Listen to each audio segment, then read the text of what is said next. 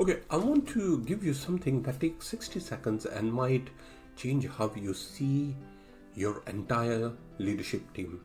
And it's called the CEO Scorecard. 5 statements, 5 dimensions. You score each from 1 to 5, and you will get a number out of 25.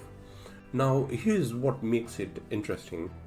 The 5 statements cover collective intelligence, strategic clarity, governance architecture, cultural integrity, and financial command. And these are the 5 dimensions where I find the 15 gaps that trap growth and erode margin. Now, if you score above 20, your system is strong. Below 15, there are significant gaps sitting in your leadership team right now.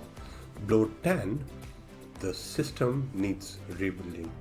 But here is the real insight. Do not just score it yourself.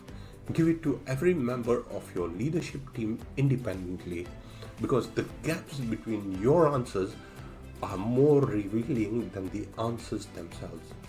That is where the trapped value hides.